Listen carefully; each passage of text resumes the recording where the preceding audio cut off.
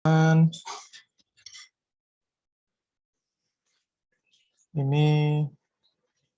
termasuk tahap akhir dari proses pemeriksaan.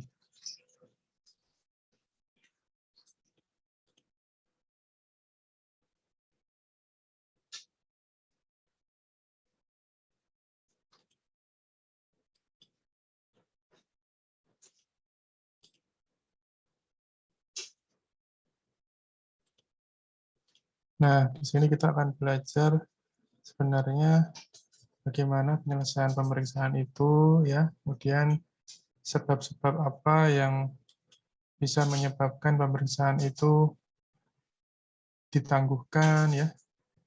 Karena yang namanya pemeriksaan itu kan sebuah proses yang panjang, gitu ya. Kalau tiba-tiba ada satu peristiwa yang membuat dia dihentikan, maka tentu ada prosedur untuk menghentikan pemeriksaan itu.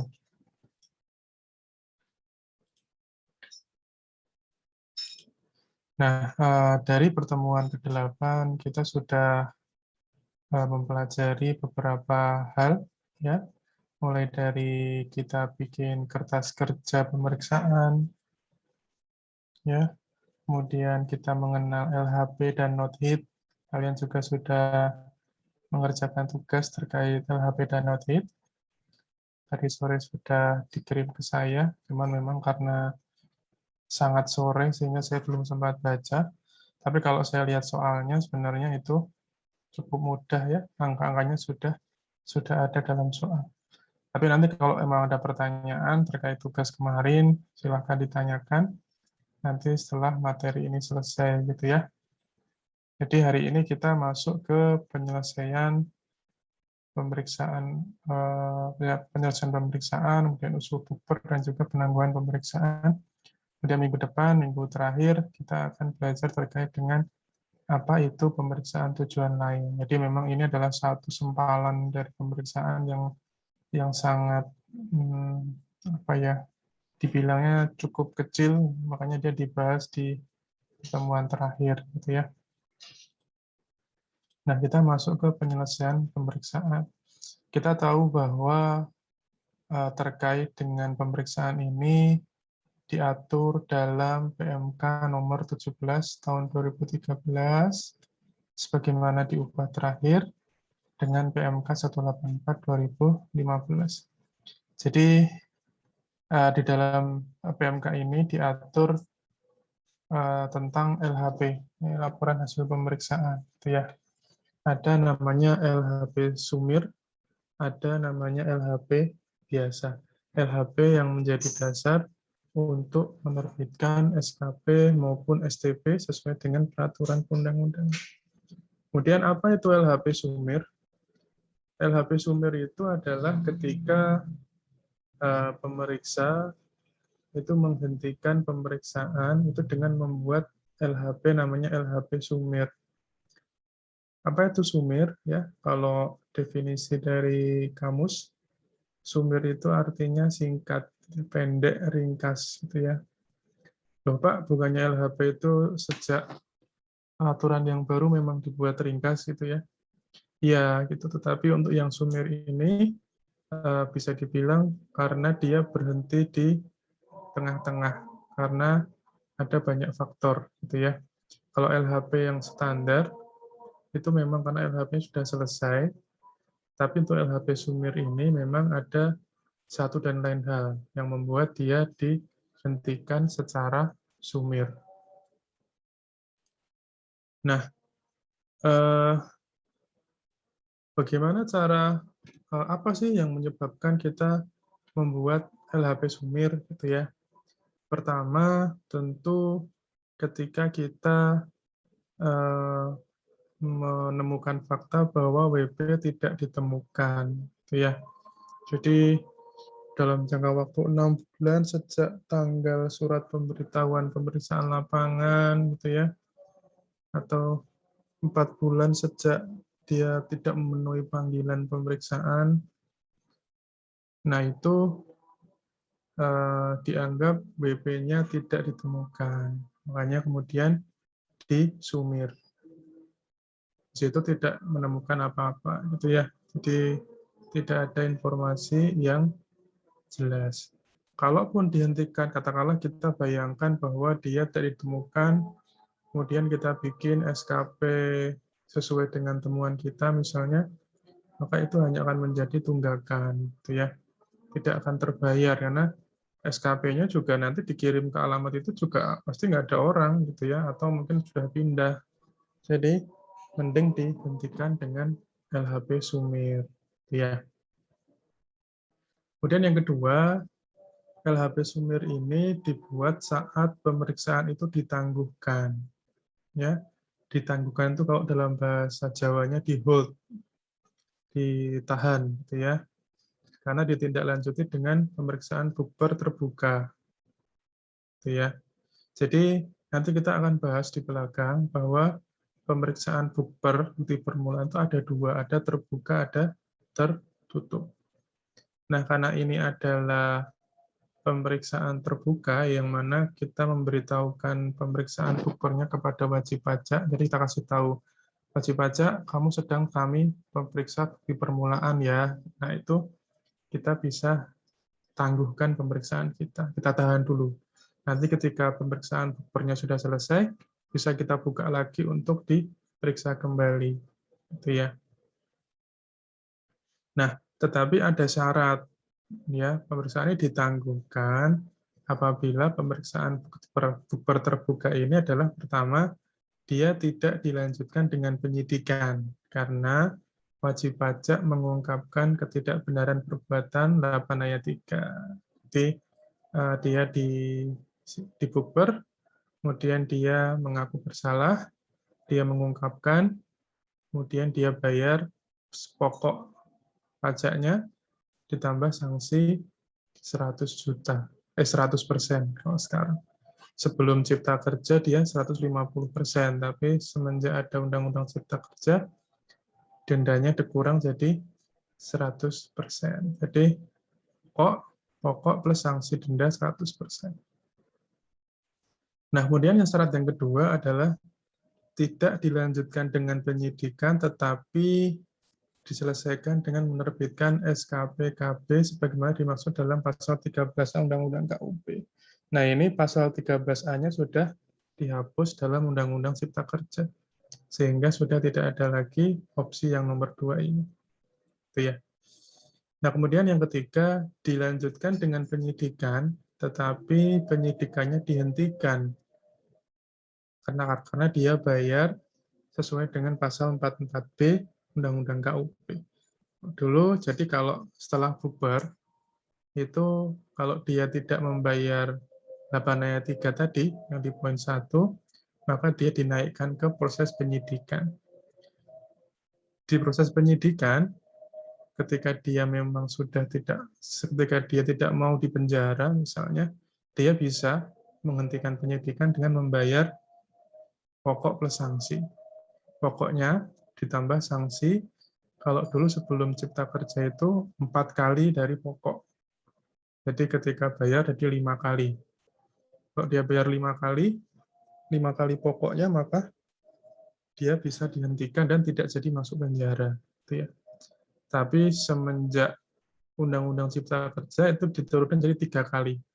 Ini pokok tambah sanksi denda 3 kali. Itu ya. Nah, ini ditangguhkan. Itu ya. Nanti setelah selesai baru diperiksa ulang. Dilanjutkan pemeriksaannya.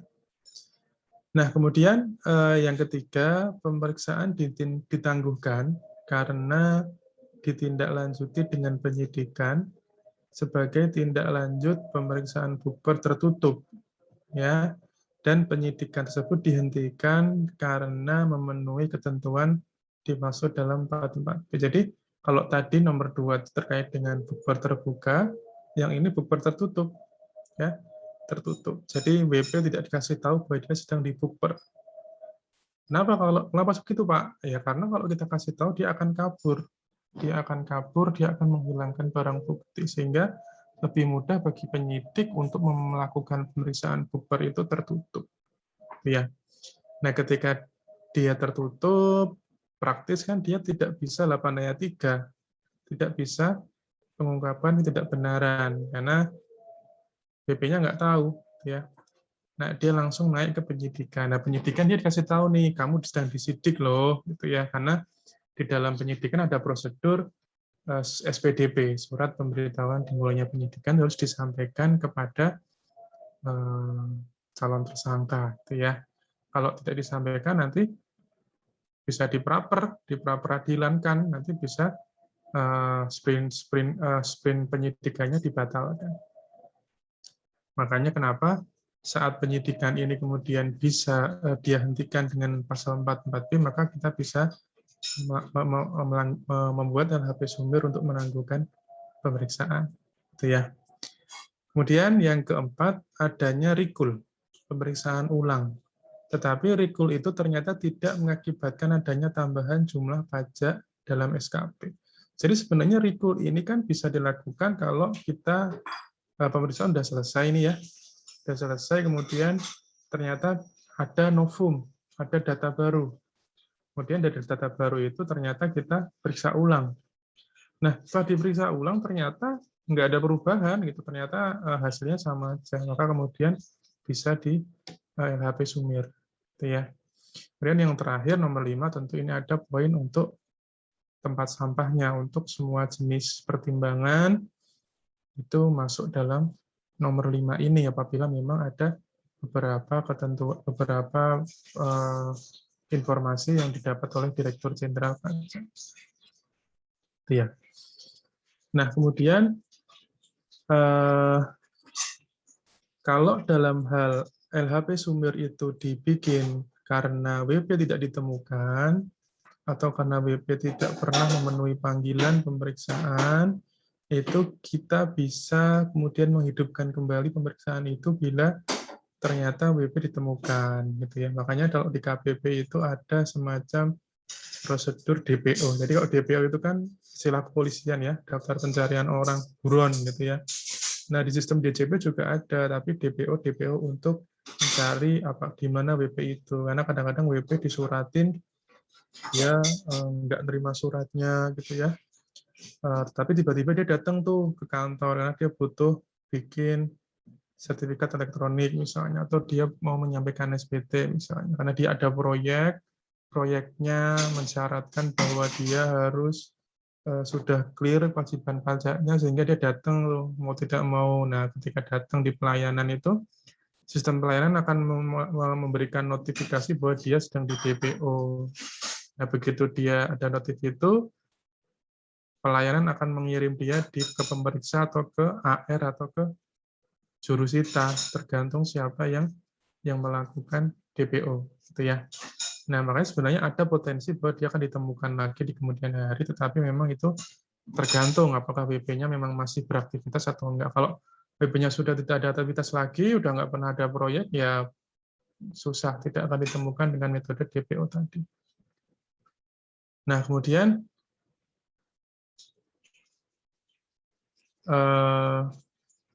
pajak terutang atas pemeriksaan terhadap WP yang tidak ditemukan atau tidak memenuhi panggilan pemeriksaan diterima secara jabatan. Nah, ini dalam hal apabila memang kita menganggap bahwa pajak terutang yang kita terbitkan nanti dalam LHP Sumir ini tidak akan membebani tunggakan. Gitu ya. Jadi kalau jumlahnya tidak seberapa, kita tetapkan aja jabatan. Tetapi kalau memang jumlahnya signifikan dan nanti berpengaruh terhadap tunggakan kantor, maka itu bisa dipertimbangkan untuk nanti tidak dimasukkan. Nah, kemudian ini terkait dengan pembuatan LHP, ya LHP yang biasa. Nah, untuk yang LHP biasa ini, kita lihat di nomor 1, bahwa ada WP, wakil, kuasa, pegawai, atau anggota keluarga yang telah dewasa, yang dilakukan pemeriksaan sehubungan dengan pengembalian LB, sebagaimana dimaksud dalam pasal 17B Undang-Undang KUP itu, pertama, tidak ditemukan dalam jangka waktu 6 bulan. Kemudian tidak memenuhi panggilan pemeriksaan dalam jangka waktu 4 bulan. Nah, ini berbeda dengan tadi yang LHP Sumir. LHP Sumir tadi itu kaitannya dengan pemeriksaan yang bukan 17B, pasal 17B, sehingga itu tidak ada pengaruhnya terhadap lebih bayar yang harus dikembalikan. Karena kita tahu bahwa untuk lebih bayar yang terlambat kita kembalikan, maka BP akan mendapatkan imbalan bunga, gitu ya. Nah, makanya meskipun di sini case-nya adalah WP tidak ditemukan, tapi karena ini pemeriksaan menyangkut pasal 17B, maka tentu LHP-nya harus LHP yang normal. Nah, nanti dari LHP normal itu akan kita tetapkan SKP-nya. Ya. Nah, SKP-nya gimana, Pak? Ya, SKP-nya karena dia nggak pernah nongol, LB-nya kita tolak, sehingga nanti kita tidak perlu mengembalikan LB yang dia klaim, karena kita juga nggak tahu kemana kita akan mengembalikan LB tersebut, gitu ya. Nah, nanti kalau memang ternyata ketika kita terbitkan SKP nihil misalnya, kemudian BP-nya kok komplain, kan berarti dia ketemu tuh. Nah, itu bisa kita proses lagi menggunakan pemeriksaan ulang. Nah, kemudian yang kedua, LHP normal ini memang apabila wajib pajak, wakil, kuasa, pegawai ini ditemukan atau memenuhi panggilan, ya, sehingga menggunakan proses normal seperti yang selama ini kita pelajari.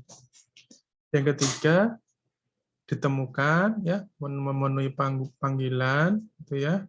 Kemudian pengujian kepatuhannya itu belum dapat diselesaikan sampai dengan berakhirnya perpanjangan jangka waktu pemeriksaan atau lapangan atau kantor. Jadi meskipun waktunya sudah mau habis, sudah diperpanjang juga, sudah mau habis, mau tidak mau LHP harus terbit. Ya, tapi LHP-nya LHP yang biasa, karena kita bisa menemukan WP. Ya. Yang ketiga.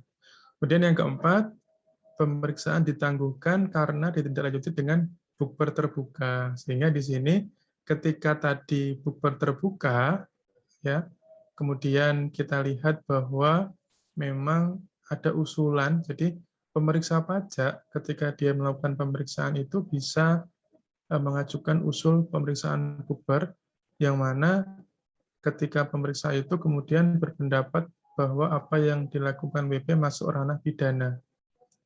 Kalau kalian mau lihat pidananya di pajak itu seperti apa, kalian bisa buka Undang-Undang KUP, pasal 38, 39, 39A. Nah, di situ ada beberapa list mengenai hal-hal yang masuk dalam ranah pidana. Itu ya. Nah, kemudian yang kelima, pemeriksaan ditangguhkan karena penyidikan sebagai dampak dari bukber tertutup. Nah, tadi nyambung ke yang tadi ya, ketika bukber tertutup tadi kan kita menggunakan LHP Sumir. Tapi ketika bukber tertutup tadi itu ternyata dilanjutkan ke penyidikan, maka menggunakan LHP biasa. Nah, ini terjadi apabila ada pengembangan penyidikan. Jadi misal gini, pemeriksaan bukber itu sebenarnya ditujukan untuk si PTA, gitu ya. Tapi dalam perkembangannya ketika proses bukber PTA itu ternyata PTA tidak sendirian, dia juga kerjasama dengan PTB dan PTC. Jadi ketika bukber si A tadi masuk ke penyidikan, kemudian penyidikan akan mengembangkan itu. Jadi PTB sama PTC itu dimasukkan dalam penyidikan juga, diikutkan gitu ya, diajak dimasukkan. Maka ketika itu terjadi, maka kemudian pemeriksaan ini ditangguhkannya dengan membuat LHP yang biasa. Ya. Nah, kemudian penyelesaian pemeriksaan apabila dia melebihi jatuh tempo. Di sini kita lihat bahwa pemeriksaan itu ketika pengujiannya belum selesai, tetap harus diselesaikan dengan menyampaikan SPHP dalam jangka waktu 7 hari kerja sejak berakhirnya 1. perpanjangan untuk pemeriksaan lapangan, perpanjangan untuk pemeriksaan kantor, dan kemudian membuat tahapan pemeriksaan sampai dengan membuat LHP. Melanjutkan tahapan sampai dengan membuat LHP. Jadi ketika pemeriksaan itu ternyata lebih jatuh tempo, nggak selesai tadi yang di sini, ya. Nah ini tetap harus diselesaikan dengan melanjutkan dikasih waktu 7 hari kerja, ya, 7 hari kerja. Nah sekarang kita masuk ke usulan bukber. Jadi usulan bukber ini dilakukan apabila memang ada indikasi pidana, gitu ya. Jadi di sini pemeriksaan bukber terbuka itu dilakukan usulannya apabila satu, pada saat pelaksanaan pemeriksaan ditemukan adanya indikasi tindak pidana di bidang perpajakan. Kemudian yang kedua, apabila WP menolak untuk dilakukan pemeriksaan sebagaimana dimaksud dalam pasal 36 atau pasal 37, dan terhadap WP tersebut tidak dilakukan penghitungan penghasilan kena pajak secara jabatan.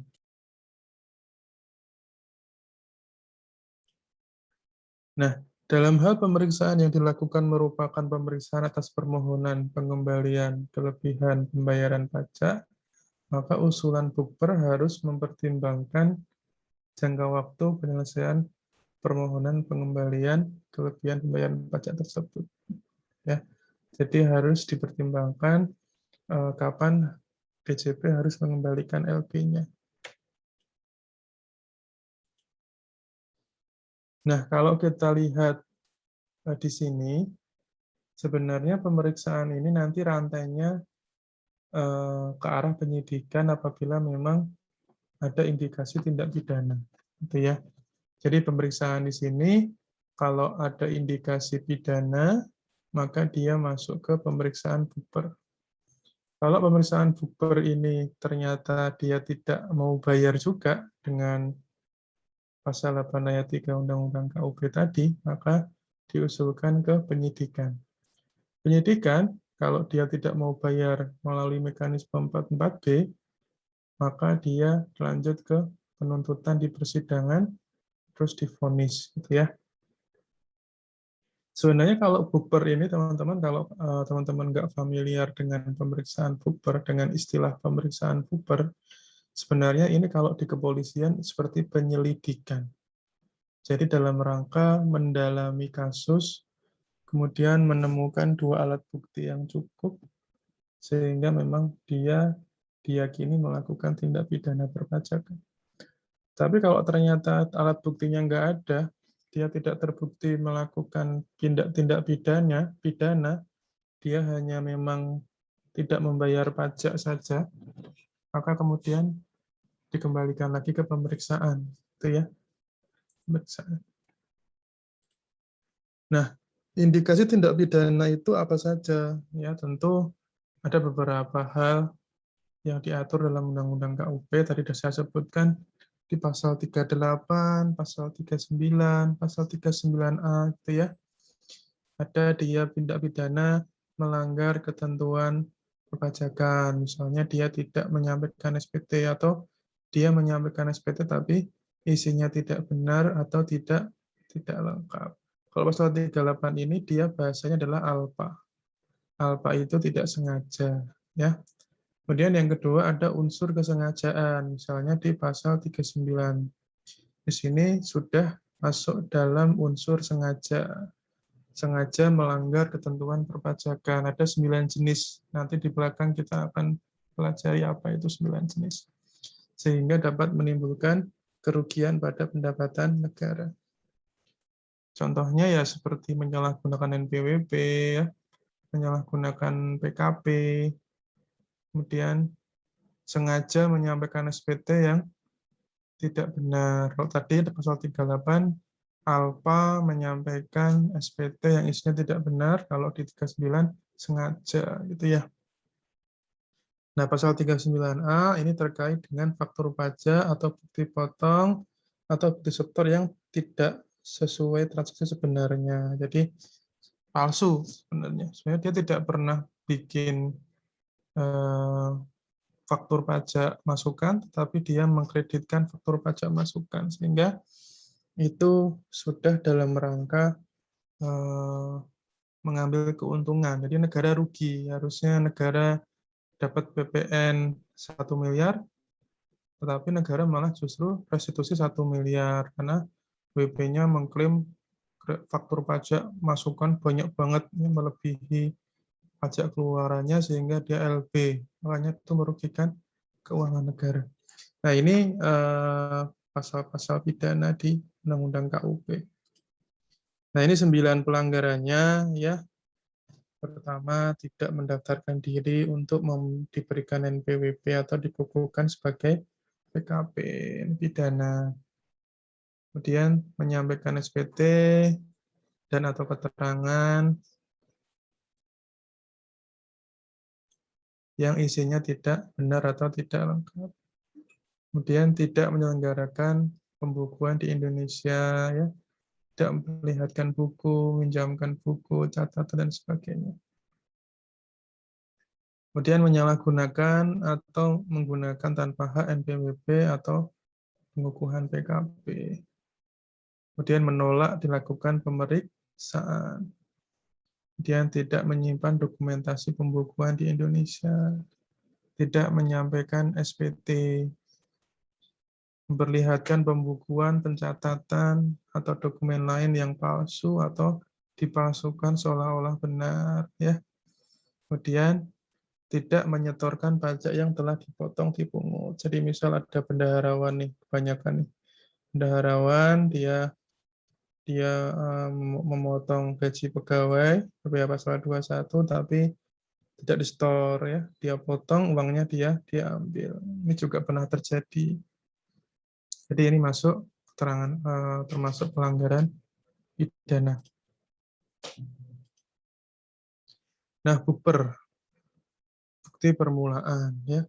Bukti permulaan itu adalah keadaan perbuatan dan atau bukti berupa keterangan, tulisan atau benda yang dapat memberikan petunjuk adanya dugaan kuat sedang atau telah terjadi tindak pidana yang dilakukan oleh siapa saja yang dapat menimbulkan kerugian pada pendapatan negara. Jadi ini kita ketika pemeriksaan bukber itu intinya adalah mencari bukbernya, mencari bukti permulaannya. Itu ya. Nah, ini dilakukan untuk memastikan bahwa indikasi tindak pidana itu ada buktinya loh, gitu ya. Dan kemudian nanti bukti itu akan dibawa ke arah penyidikan. Jadi kalau penyidikan itu harus melalui pemeriksaan bukber, kecuali memang pengembangan seperti tadi yang saya sampaikan, ketika ternyata di bukber itu dia hanya BTA, tapi ketika di penyidikan bisa ditambahin. Realnya gimana ya? Realnya ketika tadi contoh misal kayak dia bikin faktur pajak yang baru. Ketika dia bikin faktur pajak itu kan nggak bisa sendirian, apalagi sekarang pakai e-faktur ya. Nggak mungkin dia memasukkan faktur menggunakan kertas fotokopian, nggak mungkin karena kan sistemnya udah ISPT PPN, e-faktur, semuanya harus terdokumentasi dalam sistem DJP. Nah, makanya kemudian dia ngakalinya apa? Ngakalinya dia menggunakan perusahaan lain, BTB dia ajak, BTB, aku itu punya transaksi gitu ya, atau temanku tuh punya transaksi, tapi dia bukan PKP sehingga dia nggak bisa bikin faktur. Kamu bisa nggak bikinin faktur? Jadi barangnya bukan barangmu, tapi seolah-olah barang itu dari kamu sehingga kamu bikin faktur, nanti biar fakturnya saya pakai buat PM di PPN saya gitu. Nah, itu karena dia ingin agar secara sistem tercatat, tapi sebenarnya atas faktur yang secara sistem tercatat itu tadi, sebenarnya faktur itu nggak pernah ada kejadian itu. Hanya akal-akalan kong kali kong antar perusahaan saja.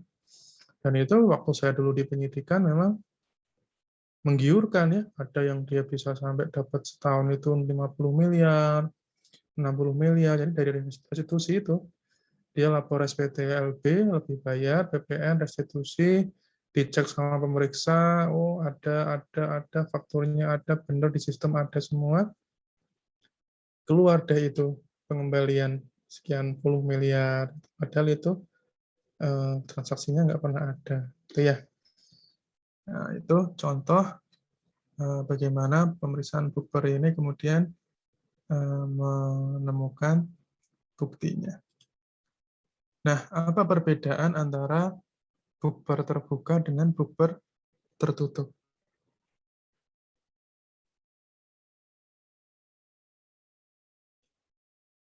Bukber terbuka, ya, ini dilakukan pertama dalam hal pemeriksaan bukber itu terkait dengan permohonan pengembalian pembayaran pajak LB. Ya.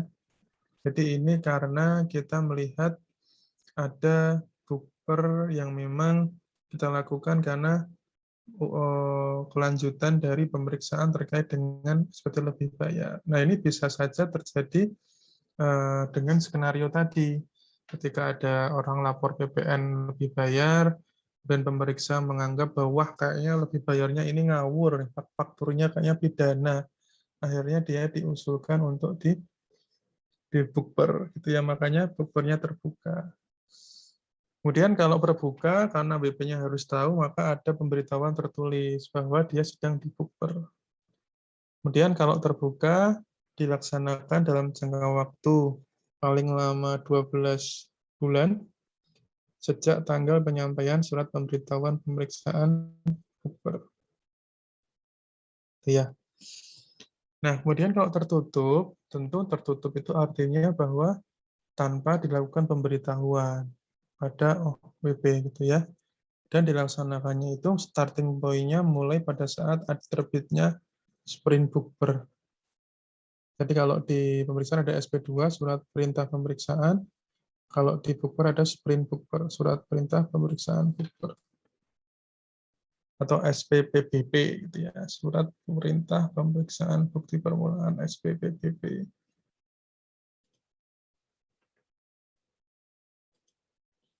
Nah, kita masuk ke penangguhan pemeriksaan.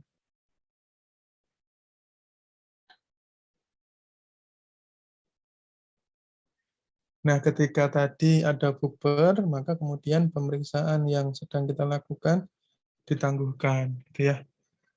Nah, pertama, dalam hal usulan pemeriksaan bukber itu yang terbuka disetujui oleh kepala kantor atau oleh kepala kanwil, maka pemeriksaan ditangguhkan dulu, di-hold dulu. Di-hold dulu sampai nanti dilanjutkan ketika pertama, pemeriksaan bukber terbuka selesai, karena wajib pajak 8 ayat 3. Ya, dia bayar. Kemudian bukber selesai ketika terbit SKP ini sudah dicoret, tidak ada lagi, karena itu masuk Undang-Undang Cipta Kerja yang 13A tadi, pasal 13A di awal tadi. Kemudian dihentikan karena meninggal dunia, ya, karena WPOP meninggal dunia, kita nggak mungkin lagi melakukan pemeriksaan bukber. Nah, itu kita hold sampai situ. Kemudian di hold-nya lagi sampai ketika bukber itu dihentikan karena tidak ada bukti permulaan. Jadi tadi waktu di gambar tadi yang tidak ada bukti dikembalikan ke pemeriksaan, nah itu dimulai lagi setelah penangguhan tadi di bukber, habis di bukber ternyata nggak ada bukti, balik lagi ke pemeriksaan, tadi penangguhnya dilanjutkan, gitu ya. Kemudian yang kelima, dihentikan sesuai dengan ketentuan pasal 44A atau 44B. 44A ini penghentian karena pertama, penghentian penyidikan karena tidak ada bukti, ya, tidak ditemukan bukti yang cukup, atau tersangka meninggal dunia, begitulah. Kalau yang 44B ini karena tersangka itu membayar kerugian, tadi pokok plus sanksi 3 kali. Nah, kemudian putusan pengadilan yang sudah inkrah, yang sudah punya kekuatan hukum tetap, dan salinannya sudah diterima oleh DJP. Nah, setelah itu baru mulai lagi pemeriksaannya. Ya. Nah, Penangguhan ini harus diberitahukan ke wajib pajak, jadi biar dia tahu bahwa pemeriksaannya ditangguhkan. Nah, ketika dia mengirim pemberitahuan itu, disampaikannya bersamaan dengan penyampaian surat pemberitahuan pemeriksaan bukber terbuka. Nah, kemudian segala buku, catatan, dokumen yang saat pemeriksaan itu dimiliki oleh pemeriksa pajak, maka itu diserahkan ke pemeriksa bukber dengan membuat BA. Karena dengan BA itu tahu di mana posisi buku, catatan, dan dokumen tadi. Nah, kemudian ketika sudah dilanjutkan lagi pemeriksaannya, ya tentu ada jangka waktunya juga. Ya, jangka waktu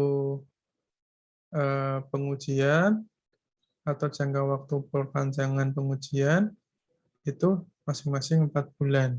Ya. Nah, dalam hal pemeriksaan itu dihentikan, pemeriksa pajak harus menyampaikan surat pemberitahuan penghentian pemeriksaan.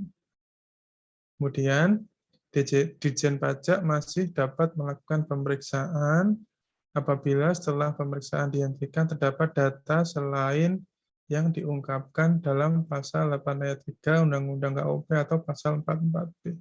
Jadi ketika tadi masuk ke bukber, kemudian dia 8 ayat 3, dia mengaku saya pokoknya kurang 1 miliar Pak, dengan denda 100%, jadi saya bayar 2 miliar. Ya.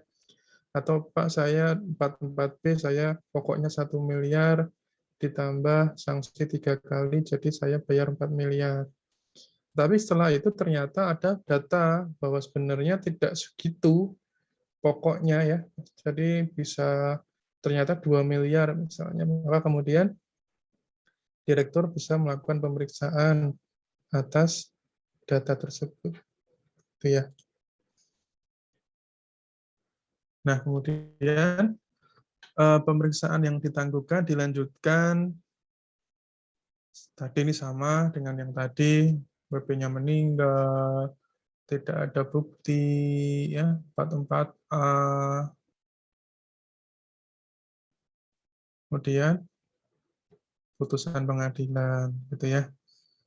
Nah, pemeriksaan ditangguhkan bisa dihentikan dengan sumir apabila tadi bukber terbukanya selesai 8 ayat 3. Kemudian bukber terbukanya di pasal 13A, tapi sekarang sudah nggak ada yang poin 2 ini. Dan yang terakhir, bukti bukber terbuka dilanjutkan dengan penyidikan, tapi penyidikannya dihentikan dengan bayar 44B. Itu ya. Nah, penangguhan pemeriksaan. Dalam hal wajib pajak yang dilakukan pemeriksaan untuk menguji kepatuhan pemenuhan kewajiban perpajakan juga dilakukan bukber tertutup, pemeriksaan untuk menguji kepatuhan pemenuhan kewajiban perpajakan ditangguhkan dengan membuat laporan kemajuan. Itu terjadi apabila nanti bukber tertutupnya masuk ke penyidikan. Gitu ya. Jadi tadi ketika bukber terbuka kan dia harus penangguhan, tapi kalau bukber tertutup jalan dulu nih. Dia di bukber sekaligus diperiksa. Dan nanti ketika ternyata bukbernya lanjut ke penyidikan, maka kemudian ditangguhkan dengan membuat labju pemeriksaan. Nah, penangguhan pemeriksaan ini dilakukan sampai dengan pertama penyidikan dihentikan, yang kedua ada putusan yang inkrah, yang sudah memiliki kekuatan hukum tetap. Selesai. Ya. Jadi itu materi kita malam hari ini. Cukup simpel ya, kalian belajar tentang LHP sumir, LHP biasa ya. LHP sumir itu apa? Kemudian kapan sih pemeriksaan itu diusulkan menjadi pemeriksaan bukber ya, dalam ketika kita menemukan adanya unsur pidana ya. Kemudian apa yang harus diperhatikan bila usulan ditolak, maka kemudian pemeriksaan itu dilanjutkan gitu ya. Kemudian apa syarat dilakukan penangguhan, tadi ada di belakang. Nih ya.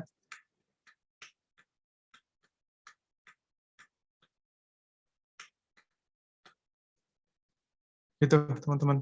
Jadi, kalian bisa nanti saya kirim slide-nya, kalian bisa baca-baca sedikit. Silahkan kalau ada yang mau bertanya. Tugasnya aman ya? Nggak ada yang sulit kan, teman-teman? Pak, saya mau bertanya, Pak. Silakan. Satu terkait tugas, satu terkait materi hari ini, Pak. Boleh.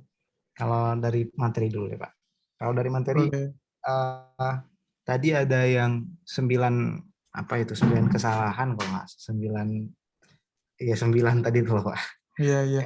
Ada bagian tidak menyampaikan SPT. Nah, itu case aslinya gimana, Pak? Karena kan banyak juga WP yang nggak menyampaikan SPT memang nggak tahu, dan itu jumlahnya nggak sedikit juga gitu, Pak. Apalagi WP yang kurang teredukasi, biasanya juga yang jumlah pajaknya kecil-kecil lah, Pak. Nah, itu bisa nggak sebenarnya kalau secara aturan gitu, Pak ya, bisa nggak terkena tindak pidana kalau nggak salah yang tadi itu, Pak. Itu yang pertama. Terus yang kedua terkait tugas, kan di bagian atas itu, Pak, di bagian header itu kan, Pak, dari format nota hitung itu kan ada yang mau disilang-silang tuh, Pak.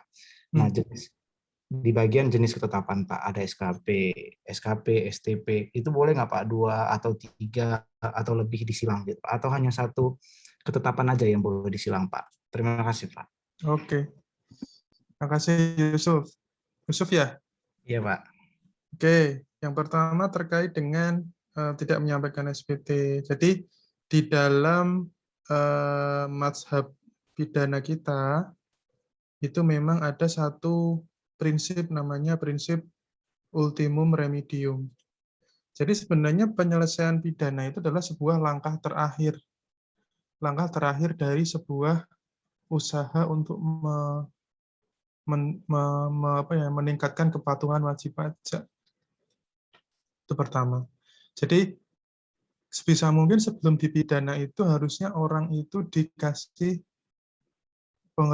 pengetahuan, dikasih sosialisasi, dikasih mekanisme pengawasan, misalkan teguran belum lapor SPT, atau misalnya di SP2DK oleh AR, tolong dilaporkan, tolong dibayar, gitu ya.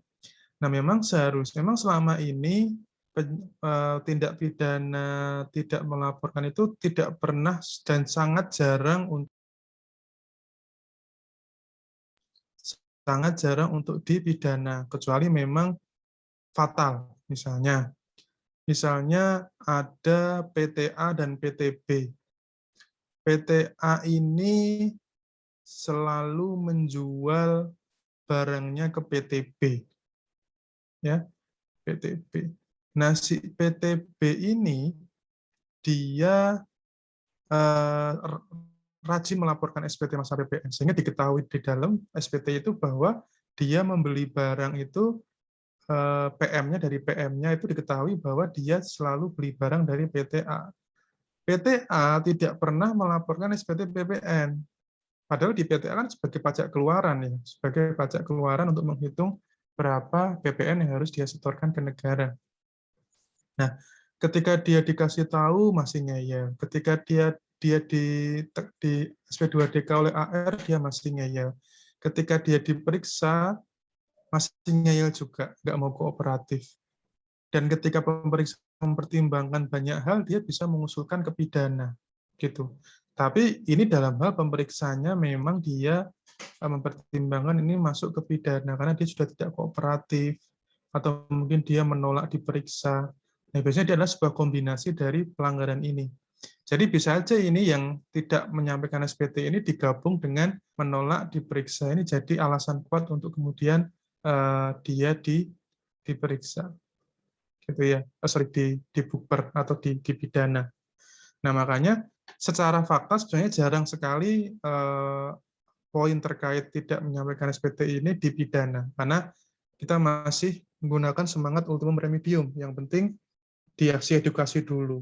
Kalau emang nggak terlalu signifikan, misal kayak karyawan yang dipotong oleh perusahaan, dia udah dipotong tapi nggak pernah lapor SPT tahunan misalnya, itu nggak perlu dipidana. Pertama, karena tidak signifikan, karena pasti ketika dia diperiksa di pidana pun nanti juga SPT-nya nihil karena sudah dipotong oleh keuangan, bagian keuangan dia. Yang kedua, memang secara substantif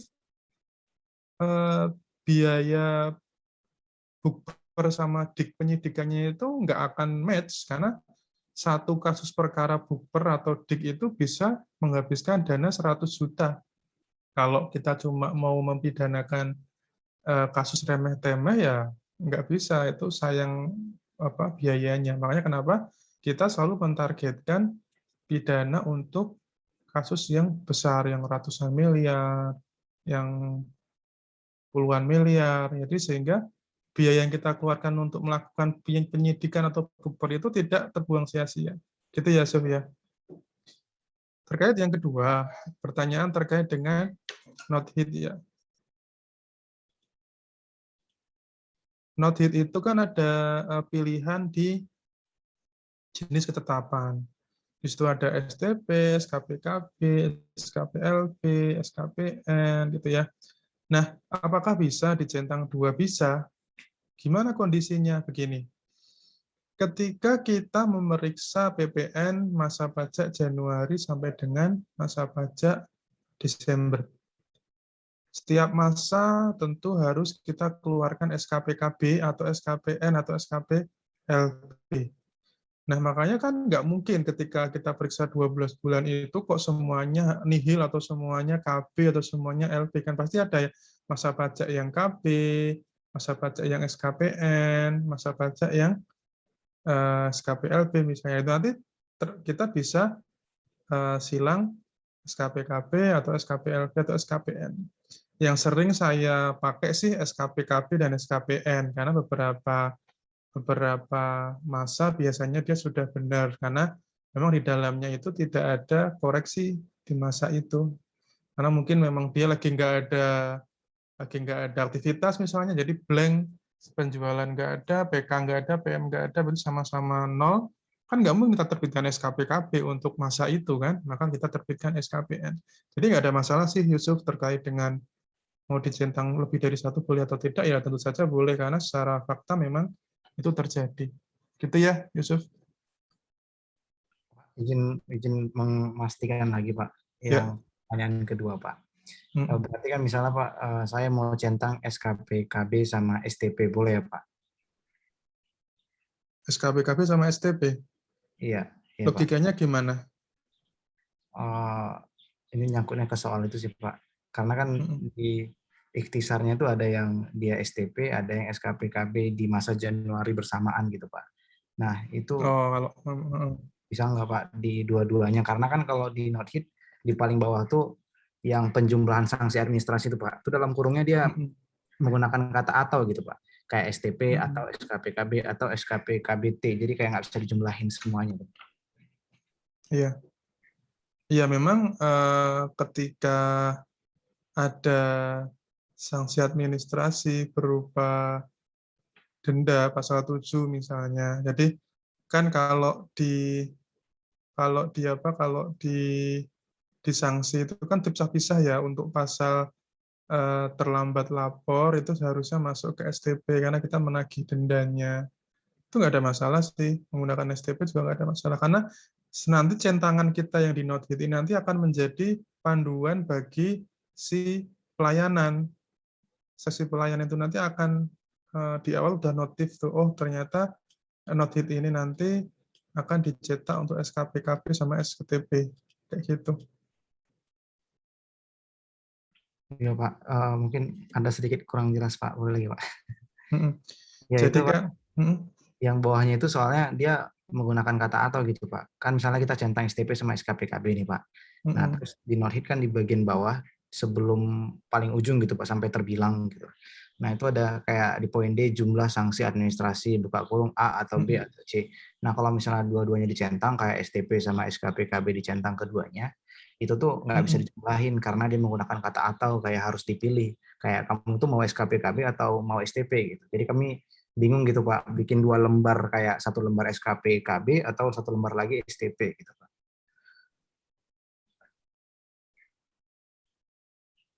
Nggak bisa dicentangnya di mana? Bukan bagian centangnya sih Pak, di bagian bawah pada saat penjumlahan ada instruksi kayak A atau B atau C, jadi kayak dipilih gitu Pak. Atau Oh, saya gitu screen ya. aja Pak. Boleh coba. Oh ya, biar lebih jelas ya Pak, mungkin ke Mm-mm. teman-teman. Nah, saya izin share screen ya Pak. Silakan. Ini Pak, ini di bagian PPA badan Pak. Nah, kita ke PPN aja Pak. Di kasusnya Pak. Nah, ini kan kayak di PPN ya Pak. Nah, itu kan ada SKP Pak. Terus di sini saya juga punya lembaran STP gitu Pak. Boleh nggak kalau misalnya jenis ketetapannya itu saya centang juga yang STP, terus SKPKB dicentang juga. Nanti di Mm-mm. bawah, di bagian bawah saya isi Pak, di bagian STP, di 14 A4, di sini saya isi sekian gitu. Nah, terus Mm-mm. di SKPKB ya kayak gini, ada isiannya. Terus Mm-mm. masalahnya di D ini, dia tuh Mm-mm. bilangnya jumlah sanksi administrasi buka kurung. A atau B atau C. Jadi kayak harus dipilih. Kayak kamu tuh maunya Mm-mm. STP, SKPKB, atau SKPKBT gitu. Nah, Mm-mm. makanya karena ini menggunakan kata atau, saya bikin 2 lembar jadinya Pak. Nah, lembar yang kedua ini bingung kalau misalnya diisi lagi atasnya, nanti malah penjumlahannya 2 kali gitu Pak. Sebelumnya kan udah ada di SKP gitu Pak. Jadi secara sistem sebenarnya bisa kan? Cuman bingung sama istilah ataunya aja kan? Iya, bisa-bisa aja sih Pak, diisi Pak. Ya. Jadi kalau emang bisa dijumlahkan, karena sebenarnya form ini kan dibuat untuk memudahkan ya, not hit kan sifatnya untuk memudahkan nanti ketika apa namanya pembuatan dari STP sama SKPKB. Nah kalau memang ternyata di sininya memang ada STP sama SKPKB, kalau menurut saya sih bisa dijadikan satu. Gitu. Berarti nanti di sini dijumlahin aja Pak. Iya, Karena kalau 2 lembar gini bingung juga Pak atasnya mau diisi apa gitu Pak. iya, Nanti WP-nya bingung kok tiba-tiba ada 1 angka gitu muncul. iya, Berarti gitu ya Pak. Ya udah iya. Pak, makasih ya Pak. Iya, sama-sama. Ada lagi yang lain, silakan.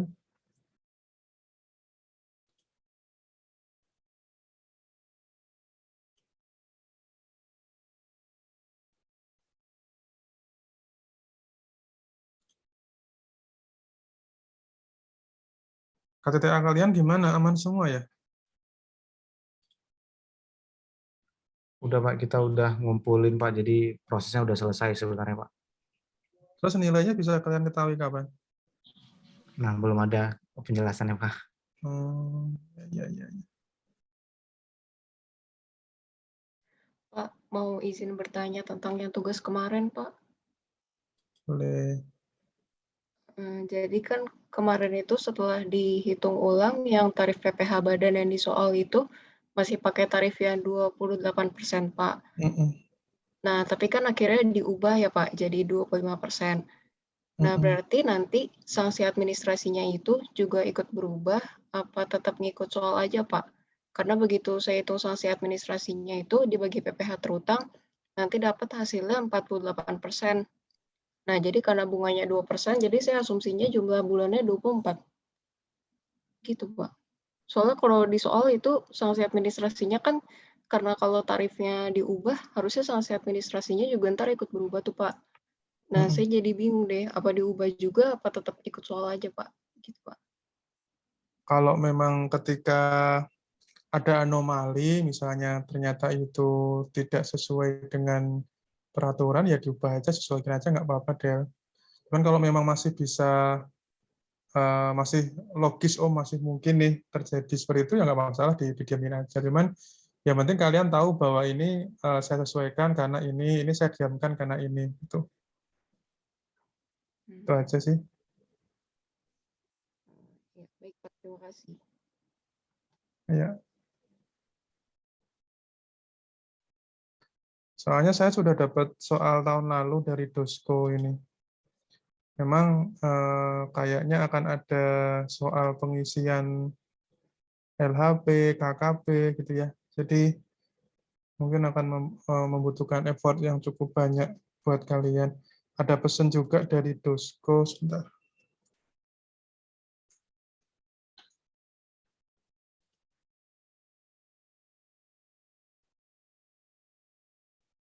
Jadi nanti soal UAS itu sesuai dengan rencana studi kita ya, bahan-bahannya.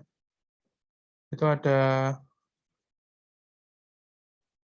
kalau rencana awalnya sih ada 6 soal esai dan 1 kasus yang panjang, kayak bikin KKP, bikin note-hit, gitu-gitu. Jadi kalian nanti harus menyiapkan lembar jawaban dalam bentuk format KKP-nya, kurang lebih 20 lembar katanya ya. Kemudian formulir lampiran SPHP, ya. Jadi SPHP itu kan ada lampiran tuh, lampiran yang hitung-hitungan hasil pemeriksaan itu. Kemudian formulir risalah, pembahasan hasil pemeriksaan, kemudian note hit. Jadi disiapkan saja.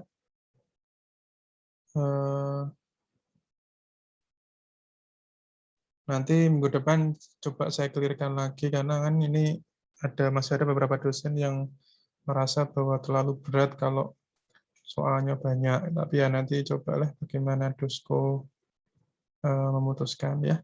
Yang jelas itu gambarannya. Sekali lagi karena ini sifatnya open book ya, sama kayak kemarin UTS open book, tolong dimanfaatkan betul-betul. Jangan bingung kalau ada pertanyaan, jangan bingung. Saya khawatir waktu UTS kemarin kalian banyak yang bingung. Sebenarnya kalian udah pegang bahannya semua, tapi ketika ada pertanyaan, bingung nyarinya di mana gitu ya. Jadi kalau ini sih, kalau tak lihat dari tadi pertanyaannya sih, ya cukup jelas lah apa yang harus dijawab. Kayak semacam format KKP itu bagian atas, tengah, bawah, bedanya apa. Kemudian kenapa kok bagian tengah itu nggak dibakukan. Itu yang soal tahun lalu ya. Contoh kalian mungkin akan mendapatkannya dari teman-teman kalian kali. Apa bedanya bookber terbuka, bookber tertutup. Itu kan udah clear tadi ya. Jadi kalau ada open book ini teman-teman tolong dimanfaatkan banget. Ya, saya tahu memang waktunya singkat. Cuman ya dengan begitu kan kalian bisa menambah nilai. Ya, ada lagi pertanyaan? Silakan. Bertanya, Pak. Silakan, Andi. Yusril. Ya, Pak. Terima kasih, Pak. Kalau di soal latihan itu, Pak, kan di lampiran 1 itu di dalam daftar teman pemeriksaan pajak itu, Pak, untuk PPN kan yang menurut pemeriksa itu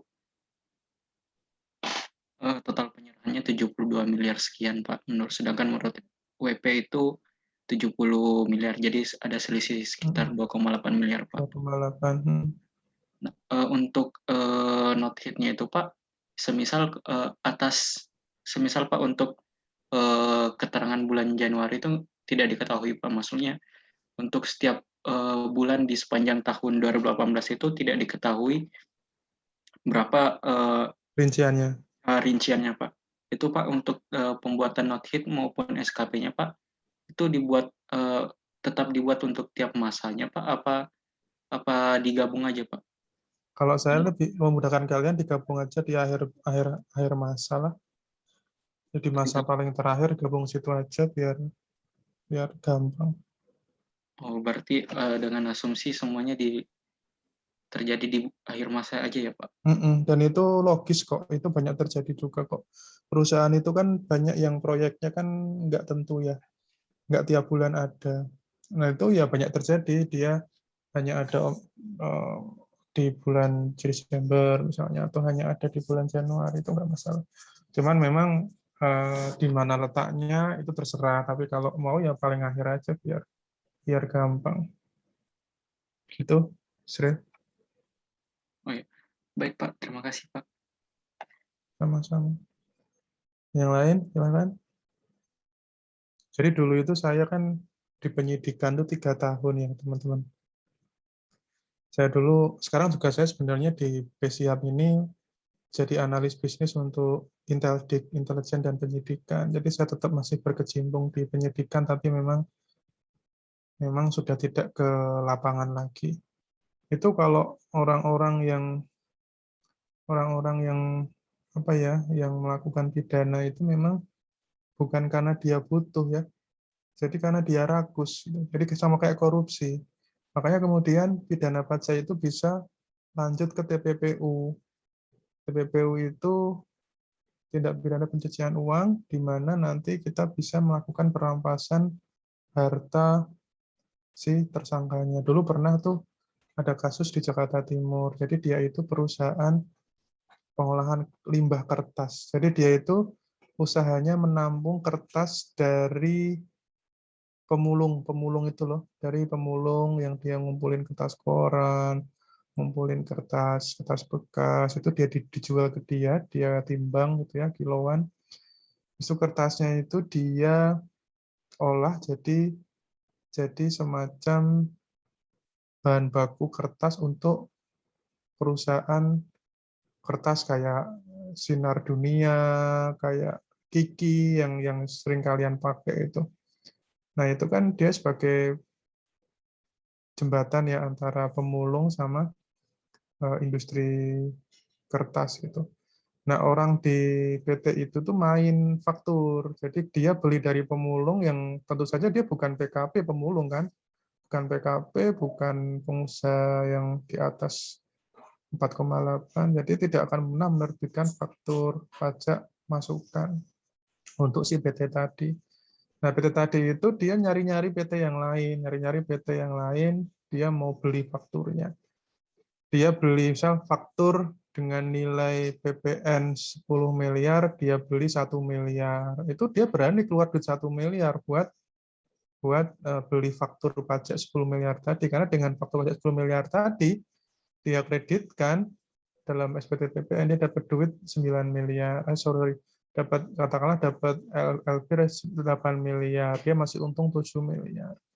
Nah, orang yang terima duit 1 miliar yang jualan faktur tadi itu dalam setahun dia punya duit 50 miliar. Jadi bukan hanya PT-nya yang dapat untung, tapi juga orang yang jualan faktur tadi. Jadi dia mengkoordinir PT-PT yang tidak pernah beraktivitas tuh. PT-PT yang tidur itu dia hidupin tuh, dia rawat, SPT-nya dia laporin tiap bulan, seolah-olah emang ada kegiatan, tapi sebenarnya dia tugasnya hanya untuk memasok faktur buat si PT yang kertas tadi. Jadi seolah-olah ada PM. Jadi ya memang mereka jahatnya itu bukan jahat nyuri uang orang lain, tapi nyuri uang negara menggunakan metode seperti itu.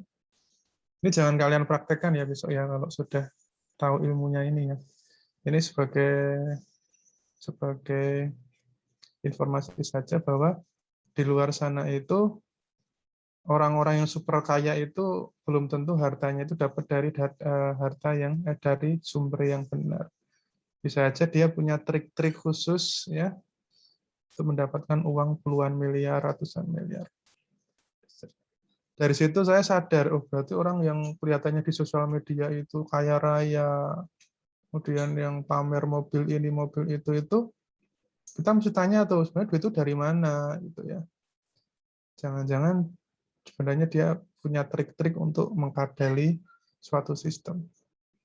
Ya, tapi ini cuma intermezzo lah, cuma sebuah cerita saja. Ada yang mau bertanya silakan. Pak, izin bertanya lagi. Silakan Del. Jadi kan tadi yang di nota hitung itu Pak, yang di ujung kanan itu ada kode nota ya Pak. Nah, kode nota itu diisi kayak peraturan yang terbaru yang kayak PPT atau diisi kayak peraturan lama Pak yang 205 kodenya. Soalnya itu kotaknya cuma 3 Pak, jadi bingung nih. Dibikin yang paling baru aja Del. Kalau kota kan bisa kita modifikasi ya. Oh. Nggak apa-apa. Nah, terus Pak kalau yang terbilang yang menurut itu Pak, yang di nota hitung SKP PPh Badan yang tidak disetujui itu Pak, kan itu nanti pembahasan hasil akhir disetujui oleh WP-nya itu ada yang beda ya Pak. Nah, itu kalau yang terbilangnya itu nanti berdasarkan yang menurut Fiskusnya atau yang berdasarkan yang pembahasan akhir disetujui, Pak? Terbilang yang di bawah pembahasan akhir disetujui. Ya, iya Pak, yang terbilangnya, yang paling bawah itu nanti terbilangnya merupakan terbilang dari menurut Fiskus atau menurut yang disetujui sama-sama, Pak? Kalau harusnya sih yang disetujui sama-sama. Karena sebenarnya kenapa ada kolom ini kan karena memang secara prinsip agar nanti tidak muncul tunggakan yang saya jelaskan tempo hari itu. Jadi memang di note ini yang dicantumkan di yang disetujui ya di bawahnya terbilangnya disetujui aja. Berarti yang menurut udah disetujui sama-sama ya, Pak? Oh, baik, Pak. Terima kasih, Pak. Ya, sama-sama. Yang lain?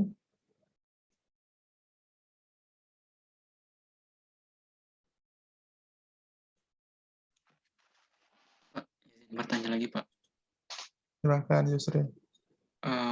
Melanjutkan pertanyaan yang SKP tadi itu, Pak. Kalau kan dilihat di soal itu, Pak, dari total penyerahan yang dikoreksi sepanjang tahun, ada untuk masa Januarinya diketahui, Pak, sedangkan untuk masa-masa lainnya itu tidak diketahui. Kalau untuk nota hitung beserta SKP-nya nanti, Pak, apakah tetap dibuat satu aja, Pak? Dianggap semua di Januari atau dibuat dua, Pak? Satu untuk Januari yang diketahui koreksi penyerahan maupun kredit pajak di masa bersangkutan, terus sisanya yang tidak diketahui dianggap dilakukan di bulan Desember, Pak. Enggak, kalau SKP harus terbit setiap masa. Jadi misal 1 Januari sampai dengan Desember. Nah, kemudian untuk yang Januari itu ada SKP-nya, SKPKB misalnya, tapi yang Februari sampai Desember itu